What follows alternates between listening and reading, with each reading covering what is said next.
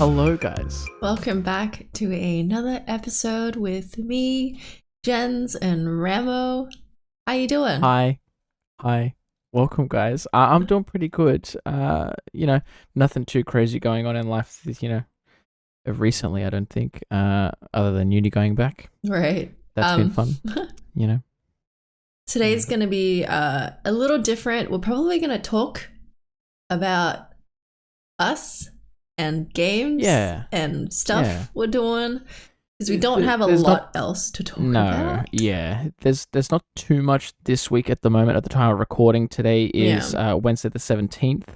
There hasn't been too much this week. There's a couple of small topics, but I thought we'd start this week off with a little bit of an extended sort of talk about just sort of video games we've been playing, like Jen's mentioned, or any movies or TV shows we've recently watched that we've enjoyed. So I guess, Jens, did you want to start with a video game or a couple of video games that you and or Stephen have been playing that you guys have been enjoying together or separately or something, I guess? I don't know. Sure. Well, let's see. What have I? Oh, I played... There's a lot. Yeah, I played Limbo, which is the same people who made Inside. And that was really good. I died 130 plus times. 130? They were counting. Gee, oh my god. Look, it's I didn't watch because I was away for the weekend. Yeah. So I did see the notification that you were playing Limbo and stuff like that. But obviously, I was busy doing other things. So, but 130 times, goddamn. I mean, that might be normal. It could be. I don't know. Limbo's not a new game though either. It's been out for a fair few years now. No, it's not new. I'm pretty sure I've also seen it on mobile, if I'm not mistaken. Really? Yeah, I feel like I might be thinking of something else, but I feel like I've seen it on the App Store a couple of times, and I've gone to look for something. Oh, interesting. I mean, it could run on a mobile. It's not very. Yeah. Yeah. That'd be cool. Okay. I've done that. Bajo played a game called At Dead of Night or something like that. Was that the one that you played one? last night? Yeah. With like the live action sort of Yes. cutscenes and stuff? Yeah, okay. That sounds strange. You don't like it? No, I don't know. I just like live action. I forget what the term they actually use for it. I forget. But like live action, like sort of footage in video games is always sort of, I don't know, it's quite off-putting, I guess, is the term that I would use. Because it's just something that I didn't really grow up with or sort of like have much exposure to, I guess, like in video games. Like growing up as a kid, when I played video games, it was all animated or it was just like, a still image with text that you'd read and stuff like that. But I know back in like, I think what I want to say, like, the 90s, there was a fair few games that did incorporate live action sort of footage and stuff like that. It was sort of a big part of video games, especially sort of the puzzly or like, I guess the horror ones as well, because they were able to better portray, I guess, the atmosphere, a sense of fear and the atmosphere of it. I didn't know, like, I looked at it, I was like, wow, this looks really real. Like, they did a really good job on the graphics. Was like, oh, of course, it's actually. But the thing about it is, it's like a point and click where if you want to turn, the camera like swishes and turns for you, and you can't really like turn yourself. And that part of it is really eerie to me. And I did see you in chat say, that it might get you motion sick, or if he was getting motion sick yet. He got used to it. He got used to the motion. But I'm wondering, like very susceptible to it. Yeah, I'm wondering if I can play it. Yeah, I mean, like with these things that you don't know until you sort of try it. Yeah, I guess like because it's one thing to like just sort of assume that it is going to give you motion sick. Like you've said it a couple of times with some games, like when we played Sea of Thieves in the past, I assumed that was going to get you motion sick. But I think one or two times we played, it wasn't that bad for you, you said, compared to some other games that you'd played. Well, Sea of Thieves definitely does, but when we are sailing, I can't do anything. you got to stay. I can only look at the map and only the map. I cannot do anything else when we're sailing because of the waves. Crazy, yeah. But it's crazy how debilitating it is. Oh, I know. I honestly count my blessings every day that I don't get motion sick like that. I'm so jealous. I freaking love video games, and there is no way that I'd be able to like put up with being dizzy just from playing them. The only time that I ever get like sick or motion sick or something when I play video games is when I was a kid. Like obviously you'd have like, you know, the Game Boy and stuff like that or your DS. I'd get in the car and like, you know, I'd put the towel over my head because they didn't have a backlit screen, or like I'd sit there with the DS in the backseat of the car. Oh no. Just playing Nintendogs or something. And you'd get motion sick because you'd be looking down at the screen that isn't moving, or that, you know, like it isn't sort of, it doesn't have motion like you do in the car. And you can see out the side of your peripheral vision, you can see everything flying past, and that would make me super queasy and things. And it still does a little bit to this day. Like if I'm in the car and if I'm watching like TikTok on my phone, or if I'm reading something on Reddit or Twitter, I get motion sick. Yeah. Like, you know, I can't look at my phone when I'm in the car. It's the only thing. Yeah, it's the only thing that ever makes me motion sick these days. You're pretty lucky. Everything else gone. I can go on roller coasters. I can sit in the backseat of a car. I can like, you know, anything like that, and it doesn't get me sort of queasy. So yeah, I do consider myself very lucky, having known someone like, you know, like you that gets it so easily. Yeah. It must suck. The day that it affected me for roller coasters, like I think it happened once, and I was so devastated because I freaking love roller coasters. Roller coasters are great. They're the best. And like people who don't like them, I'm like, why? It's so much fun. I guess I sort of understand why they don't like them. But at the same time, it's like you've just got to. I do get it. But it's like I was like that too when I was a kid. I hated them. Really? Like we did a Wonderland. Wonderland was like a theme park here in sort of Western Sydney. Oh, they shut down when I was a kid growing up. But they shut down. Yeah, you know, that the Sunway Group one. Yeah.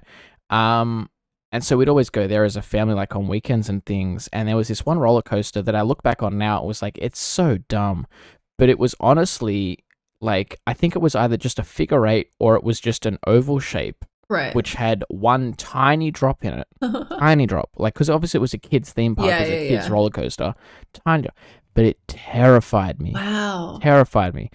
And like we'd go on family trips to Queensland to go to Movie World and Dream World and things like that. And I could not go because they were adult rides too. Like they were the bigger roller coasters. Could not for the life. Like Dad would try and drag me. We're like, no, please don't. Oh my God. And then one time I was just like, you know what? Nah, screw it. And I went on, and now roller coasters are sick. I love them so much. I'm so glad you like said no. Like this is enough. I will get on it. That's the it's the thing too is like you've got to. I think you yourself have to realize at some point that enough is enough, and it's sort of just an irrational fear. Because like things can go wrong on roller coasters. You do hear stories and you do see news reports. Like obviously things can happen, but like. It is just sort of, I think, more of an irrational fear than anything. And so I think as well, when people try and force you to go on, that solidifies your fear a lot more. And so that's why I was very proud that I myself realized it's just a ride. It's meant to be fun. It's meant to be exciting. It's meant to be exhilarating. Yeah. Just send it. Like, so yeah, if there's anyone out there that's listening that doesn't like roller coasters, please, just one weekend, go try it. Honestly, it's not as scary as it seems. It's quite fun. It's so much fun. I don't know, man. When I was a kid, like I've loved any sort of adrenaline thing as a kid. Yeah. Like I loved roller coasters so much. I loved like paintballing, go-karting, RTV, like RTV? ATV. I know what you meant, yeah. I loved anything that was an adrenaline rush. I was like, and I still do. It's so like my bread and butter. And I remember. That's the thing with me. Yeah. I still to this day, I can't do very like extremely fast things that I'm in control of. So like ATV a go-kart or motocross or go-karts I'm slowly starting to get more and more confident with. But so like good. ATVs or motocross and stuff, you know, I have a drastic fear of those just because you're in control of it. Yeah. But like go-karts, a couple of years back, we went, like, we're just me, Dad, and the brothers, and it took me, I think, like, about 10 or so laps to sort of get comfortable with increasing the speed on them, just because I don't like being in control of like something that is going so fast, if that makes sense. Yeah. Which is also why I don't have, I think, my driver's license, or I haven't really been encouraged to go and drive. It's just because I don't like being in control of something that can practically kill someone. Motocross, not like just me, anything but like else. That can definitely kill you. Yeah, if you're not careful. But like I said, nowadays, like if I go karting with some of the boys, like I start to send it a lot earlier. Good. I take like the first 3 or 4 laps to get used to just the track layout, but then I start sort of just Dude. So I am slowly getting better. Bajo and I went to do go karting, which I don't know why the hell Bajo did do it, like for a date, right? And I was like, this guy has a bad back. This, yeah, all right? I remember this. Yeah, and he was like, yeah, let's go karting. I was like, okay. And I floored it. Like, I'm easy to floor shit at the gate. Yeah. And then he was in front of me. I was like, oh, you can go first. And then I just floored it behind him. And eventually he's like, you just go. I'm just gonna be here. And like, just keep him in the left lane. Keep him in the overtaking lane. And like, it's like he got competitive, so he tried to beat my time. Yeah. I mean, he didn't, but every time I would go around a corner, the go-kart would flip onto its 2 wheels because I'd be going way too fast around that corner. No. I just had so much fun. We did one. Oh, where were we staying? We were up the coast somewhere, just with like a couple of friends. We just got an Airbnb for the weekend, a little while ago now. And one day we were like, oh, let's go do go-karting. And so this go-karting course was done on concrete that was smoothed out to be like, I don't know if you've been to like a skate park. Yeah. But it's like super smooth concrete. Yeah. And so obviously shit's going to slide on this concrete, but they encourage you to drift these go-karts. Wow. And so we were drifting these go-karts around the corners, and it was so much fun because like obviously like on open roads and stuff, you can't drift a car. Yeah. Like it's illegal. So the chance that you do get to like go out and just sort of, recreate your Need for Speed, fantasies and stuff. It was a bit of fun, yeah. Did they and teach so we you had how the to similar drift? sort of thing. No. Obviously they're like, do it safely and stuff like that. Right. If you're not comfortable with it, don't drift it. So like Emma and a couple of the other girlfriends and stuff came. They didn't like, drift too much. Like Emma was Bajo in this instance, and she was sort of staying in the left-hand lane a lot of the time. She didn't want to like floor it or anything like that. She did get more and more comfortable as it went on. Yeah. But yeah, once I started to get like a handle of how the car actually drifted and stuff, every corner That's so good. And like there was this one like super long bend. Oh yeah. And I'd know, and you just like as soon as you're coming in, you floor it, as you're coming down the straight, and then as you hit the start of the bend, you just tap the brake once, hook it far right, and you just drift this entire bend. It was so much fun. Oh, I'm so jealous. So, what I really want to do, if you ever come back, we'll have to go. Yes. What I really want to do is sit in a like not an F1 car, but like those racing like cars, a supercar, like a V8 supercar or something. Where you have a professional driver and you just sit in the passenger seat and they just go. Yeah. I really want to do that. We did that. Yeah, we did that for one of our mates for his 21st. We got him a rally, like through Red Balloon or something. We got him, that same sort of thing. It was like a rally experience. Yeah, right. And so he sat like in the passenger seat of a rally car. Oh, that's and great. this professional driver took him around like this rally course a couple of times. So you can definitely do it. Depending if there's one in Adelaide or not, I'm not sure. Maybe not. But I remember Top Gear came to Australia and they did that, and I was so jealous because it's Top Gear. Yeah. Oh, I was so jealous. Anyways, we've really sidetracked from whatever game we were talking about. Just talk. Video games. Yeah. So I was playing Limbo. And yeah, that's it. What about you? Not too much. Okay, yeah. I haven't been playing too much. Me and Emma started playing Super Mario 3D, the new one that was released for the Switch with Bowser's Fury. Oh, beautiful game. It's so good. cute. I highly recommend it. Yeah, I really want to play that. I hadn't played the original one on the Wii U because I didn't have a Wii U. Right. That I skipped that one for some reason. But yeah, so this is all brand new to me and stuff, and so, just playing it was super fun. It was super cute. I didn't play too far into it because obviously we were only sort of down there for a couple of days and we were doing other things as well. Yeah, but from what little part we did play, very much worth it, I feel. And apparently the Bowser's Fury expansion is really like almost worth the price of the game on its own. Oh, really? Yeah, it's only quite short. I think it's like 3 or 4 hours or something. Right. But apparently it's just like, yeah, it's almost worth the price of the game on its own. I've heard people say. So, well, that's good. Very excited to get to that. And then I have been going back every now and again and just playing Pokemon Sword, here and there, just trying to finish up a couple of the loose ends that I left. Gonna probably pick up the expansion pack soon.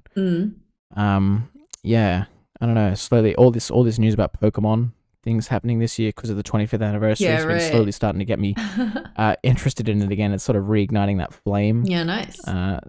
So it's Have you by chance had a look at the Levi's Pokemon collection? No. Did you know that was a... Oh, Levi's. Sorry, yeah. I have. Not the biggest fan. No. Only for the fact that I usually wear skinny jeans, and the only thing that I think I would enjoy in that entire collection is the jeans, but they're straight cut. They're not skinny jeans. So it's like, that's the only thing that is, They recently did a Mario thing as well. Oh, yeah. I think at the start of the year or right towards the end of last year, but they did a Mario collection too, which also wasn't the biggest fan of. Right. I have to say. I felt like it was sort of just done quite tackily, if that's a word.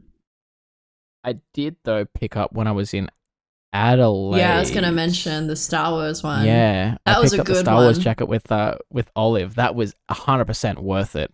And fun fact, that's a women's jacket. But it doesn't really matter because it's just a denim jacket. I mean, they're all pretty unisex. It can be unisex. The only thing she said was it's a women's jacket just because of the cut. So it was like, it was meant to be cut like a bit short or whatever. It was meant to come up sort of just above your hip. Yeah. But that's sort of fine because I usually like wearing denim jackets like that anyway. So I wear them as like a third layer. So I'll wear like a light sweater or a hoodie underneath and then put a denim jacket on. So I like it to be a bit smaller anyways. Yeah, right. Well, or a bit good. Sort of, But yeah, that one's super worth it. And I feel like that is going to be just a staple in like my clothing collection for the next 20, 30 years. Because denim jackets, they can last a good while if you take care of them. So yeah. Oh yeah. It was a solid pickup, I feel.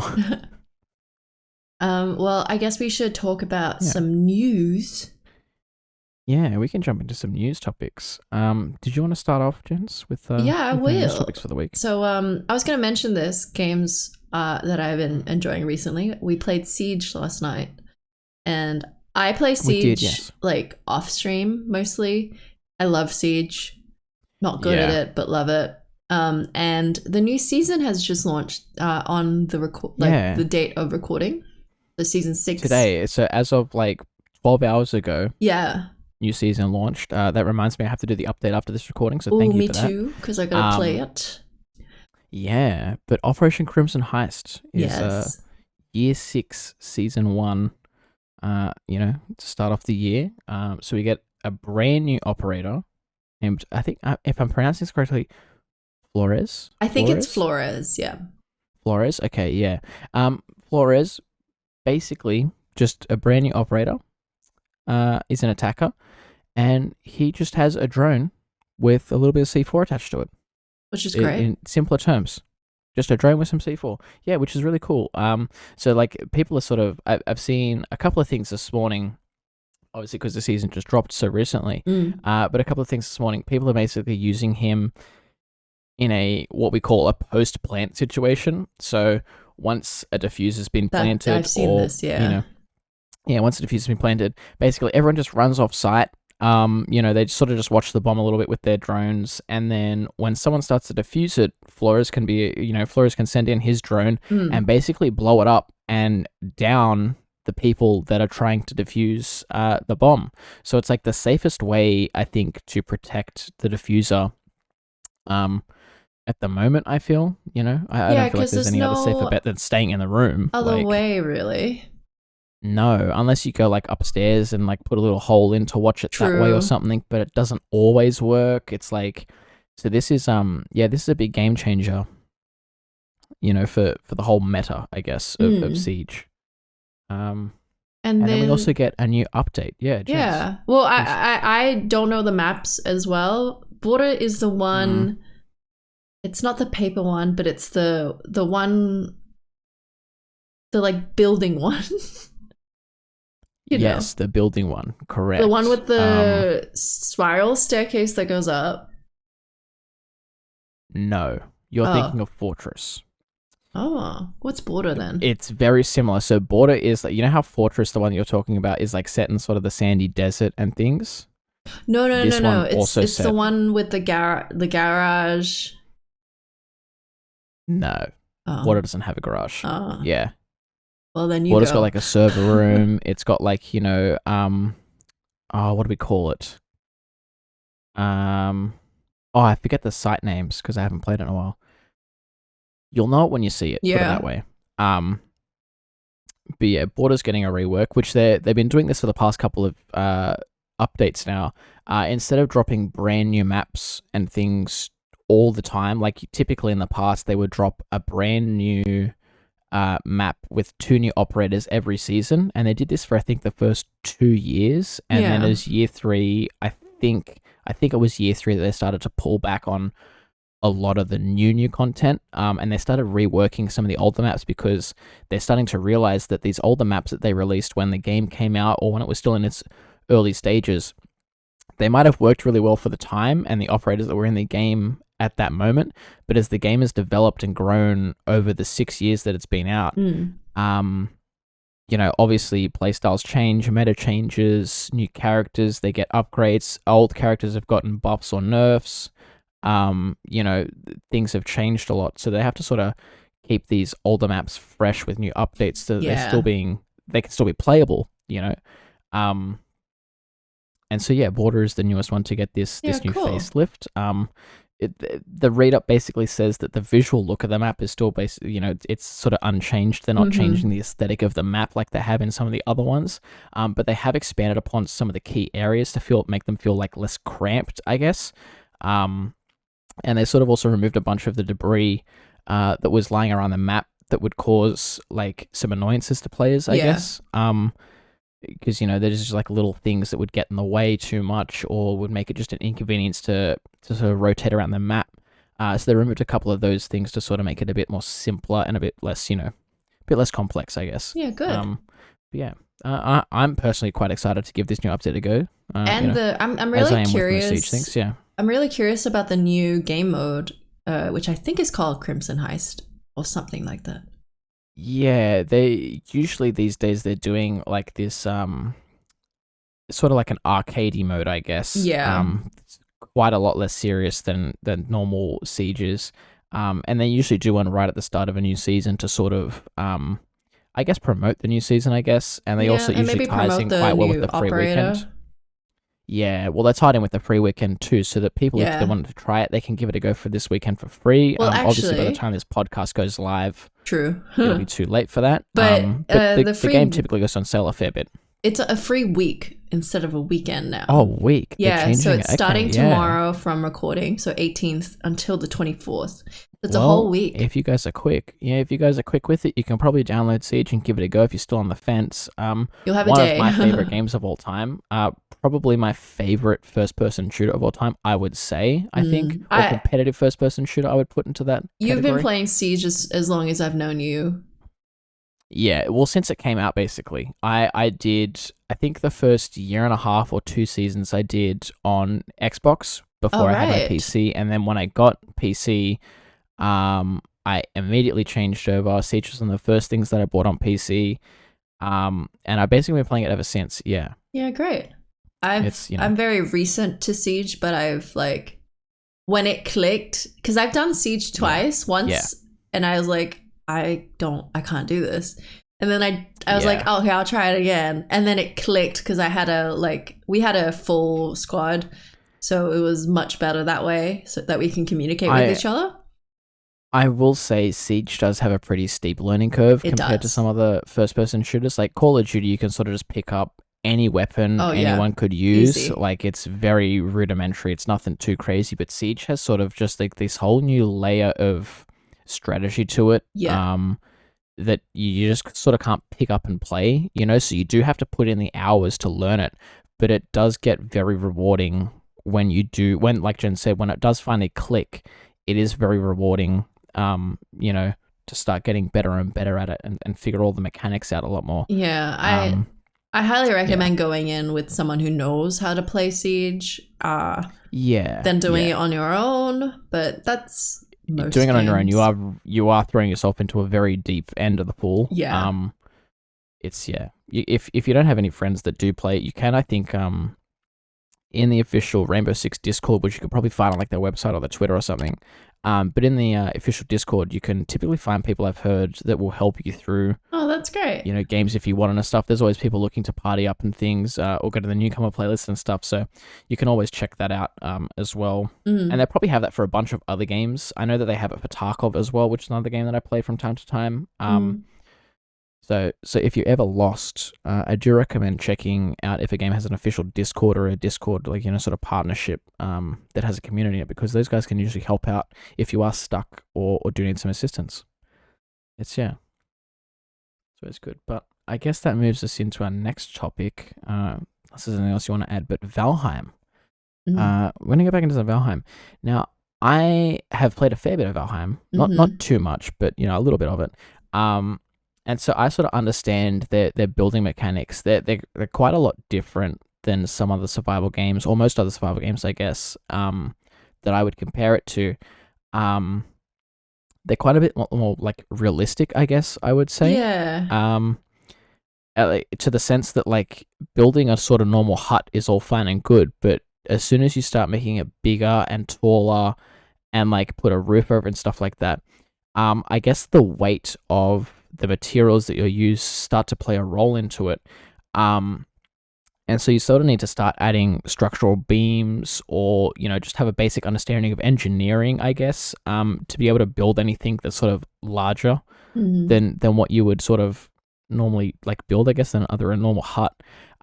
So seeing players build these giant structures using tens of thousands of like materials, like this Eiffel Tower that I will put behind us now, is insane. It's impressive.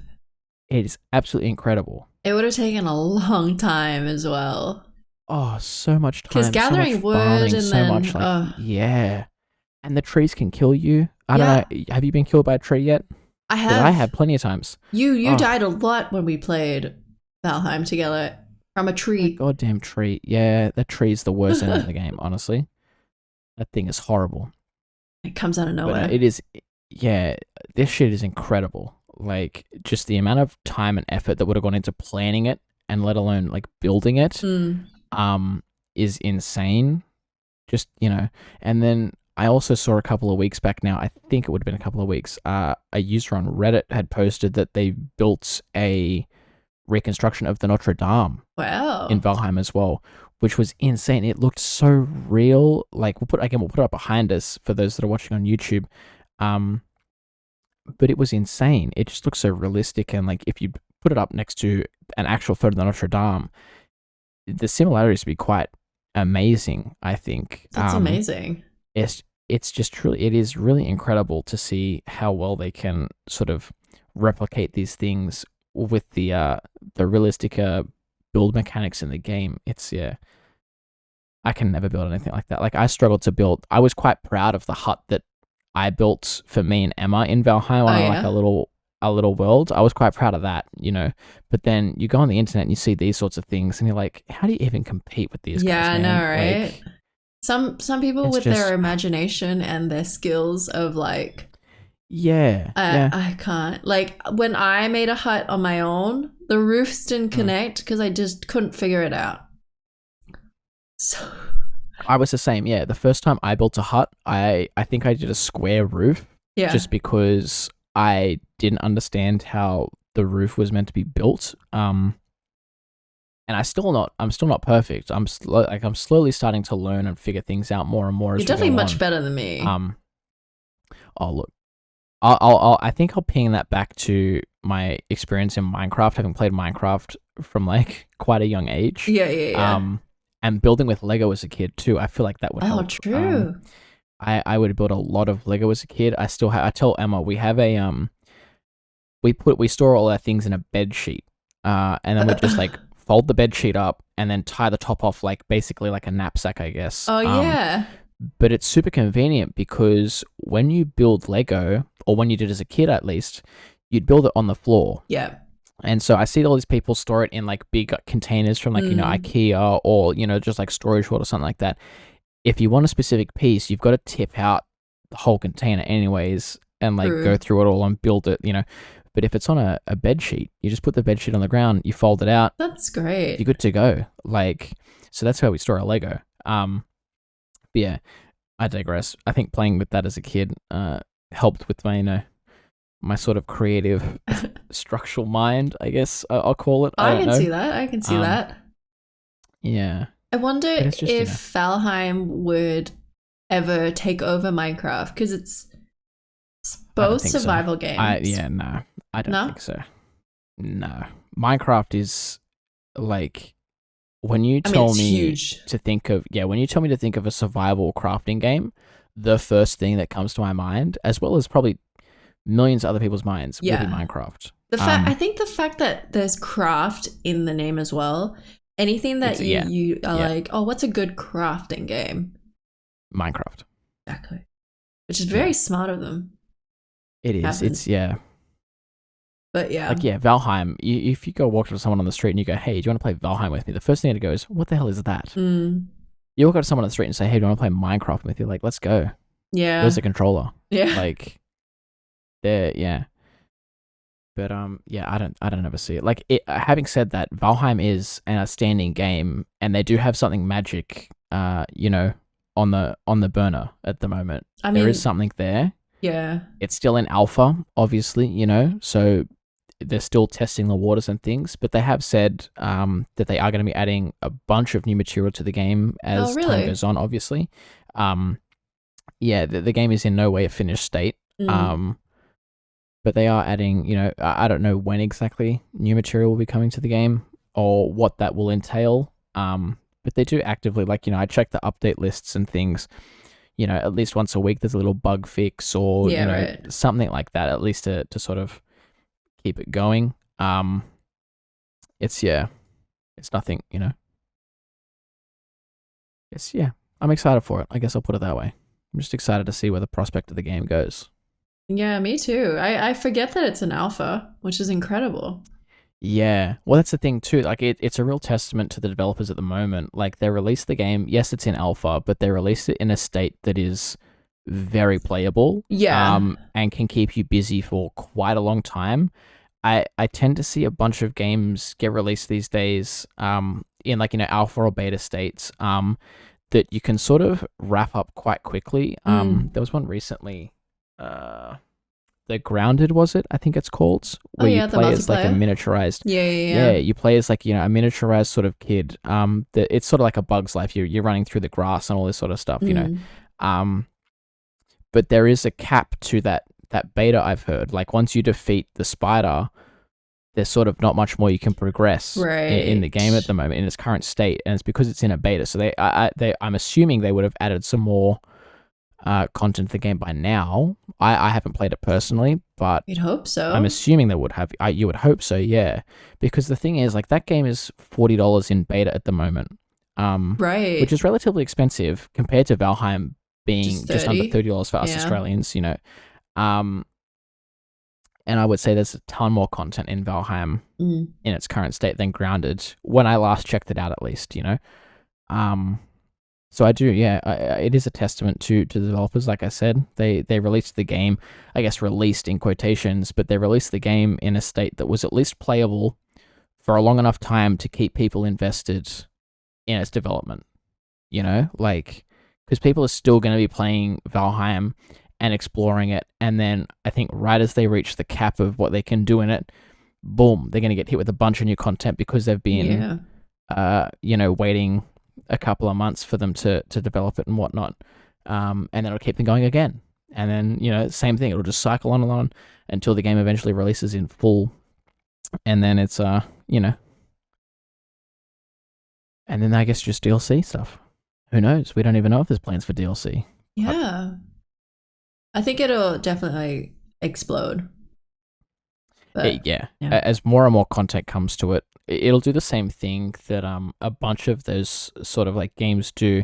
It'll have like a roller coaster life cycle in terms of streaming or content, I guess, at least as well. Because like, you go onto Twitch now and there's not too many people playing Valheim because it exploded when it came out. And then it died off a little bit, and then it'll explode again, and then it'll die off a little bit. And you'll see all those explosions will be when they release major content updates for it and stuff. I think it'll have that life cycle until it officially releases, like I said. And then who knows? It'll be in the hands of the players then, I guess. There's not much more the developers can do once it fully releases other than continue to support it. They can't force it to... Yeah. But they can't force it to be popular or anything like that. That's sort of in the power of the players. It's But I guess I guess that's it for this week. Like we did say at the start, bit of a shorter episode this week. Does make it easier on myself to edit down. So thank you for that. This week for us is Winter Soldier. So we'll be talking about that next week. Yeah, true. But I guess before we go, is there anything you've been watching lately? We haven't really touched on that. Or just The Office. Not too. No, I haven't been. Don't worry, it has been tempting me a lot. Every time I open Netflix, because they've got it on Australian Netflix now. Right. Every time I open Netflix, it's the first thing in my watch list because I add it to my watch list, of course. Like I'm going to get back to it at some point. It's the first thing on my watch list. Crazy. But no, me and Emma just started. We did the first episode of Murder Amongst the Mormons. Which is like this documentary that sort of follows a whole bunch of crazy things that happened. I think it was back in the 80s, I want to say. Right. Yeah. So do recommend that if you're interested. It's only 3 episodes long, so it's quite short, I guess. But from the first episode, it's very intriguing. I would recommend that. And then we also watched, just happened to turn the TV on as we were waiting for some food one night, a documentary on Kim Jong-un. Was just on National Geographic. I think it was National Geographic or Discovery. Okay. I can't remember. But very interesting as well. Yeah. Would recommend. I forget what it was called, but that was very interesting. Yeah. And other than that, not too much. You know, just normal things like YouTube and Twitch here and there and whatnot. Like, just the random things you find. What about you? Have you been watching anything recently? Or listening? I've watched... I'm late to this movie, but it's 3 Billboards. I think it's outside of Missouri or something like that. Yeah, okay. It's because I listened to a podcast, My Favorite Murder, and they spoke about the story that inspired that movie of a girl who got I don't know how deep I'm gonna go into this, but she tragically died. And the cops didn't really do much about it. Like, it felt like there was no investigation. So the mom kind of... Yeah, they sort of just swept it under the rug and stuff. And so the mom kind of just took charge and bought 3 billboards and, like, were pointing out to the police, like, why haven't you done anything, kind of. Just to bring, like, awareness to the whole situation. And the lead actress, the mom who plays in that movie, is really, really good. Like, she's amazing at it. And I highly recommend the movie for those who haven't seen. I just want to touch on, I love those stories where people really take control of an investigation or something. Or, like, you hear stories of these days, like, just random people on the internet uncovering clues from cold cases that happened, like, 30 or 40 years ago and stuff like that. I just love it when sort of people can take control of those things and do like really good investigative work just because they're so passionate about those sorts of things. Like, for sure, it's really cool to see. I think sorry, go on. I think there was speaking of that, I think there was another podcast, and I believe they're called Murder Squad, that actually managed to solve a cold case from the community. Yeah. Which is unreal. Yeah.